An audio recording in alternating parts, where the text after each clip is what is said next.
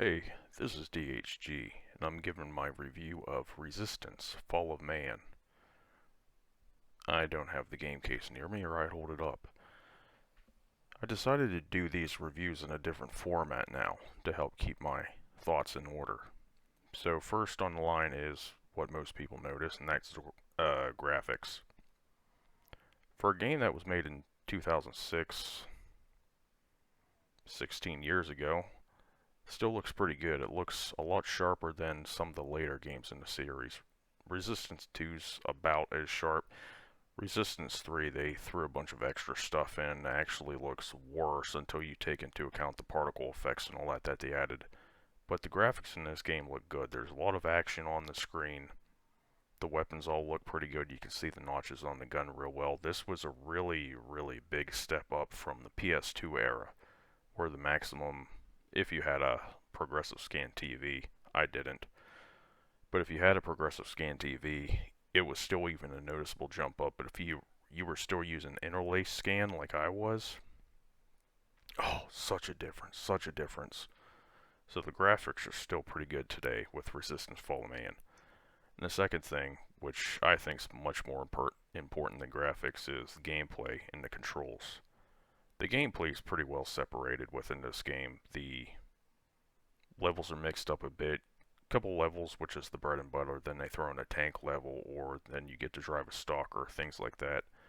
None of the levels are really that long. You can complete them all in about 12 minutes, 10 minutes, and then they throw something else your way, like a new weapon, new grenade. They keep it pretty fun. The levels themselves are pretty varied within the environments.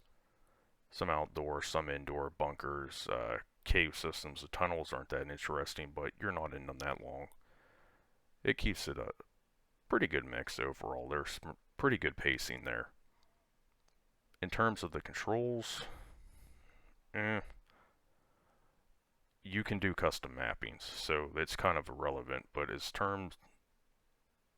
terms of thumbstick sensitivity, it's alright. I mean, it takes a little getting used to because it's so old, but you can custom map your controls however you want. That's always a plus. So I'd say the controls are pretty average. The sound. I thought the sound was really good. I still do think it's really good. When you kill certain enemies, like the Titans, they give that satisfying pop sound after they blow up. I always thought that was kind of funny, because it sounds like, like the sole of a wet shoe. That and the guns really pop when you shoot them. It's satisfying. I don't know if you've ever played any of those first-person shooters that the guns kind of sound like tingy. I was gonna say, what the hell went on with my video? The guns just sound bad.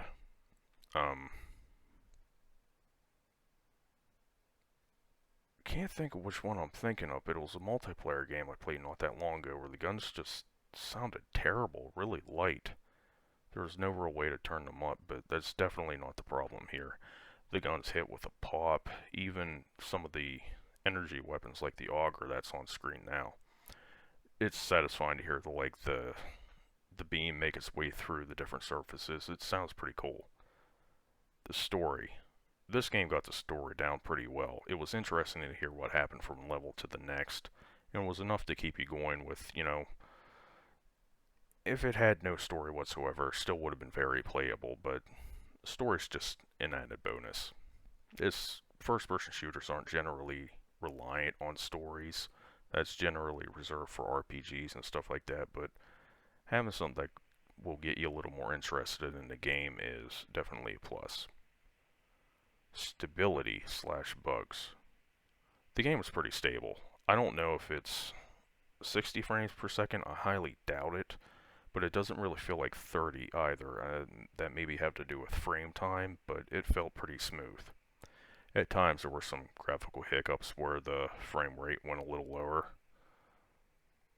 Oh yeah, it looks like my video had some problems encoding, whatever. I've seen a couple bugs, just like enemies appearing in places that they shouldn't, shadows that didn't really align properly, but other than that, there was nothing game breaking. You could play start to finish. You won't have a problem with your progress. And opinions. My little 2 cents on the game. What they could have done to make it better. I don't really got much in this department. They pretty much nailed this first entry into the series pretty good. Although I could have said this is no longer relevant because the servers are down. They could have made the multiplayer a little better, but the servers have been offline for over a decade now. In terms of the single player, you can play co-op, split screen.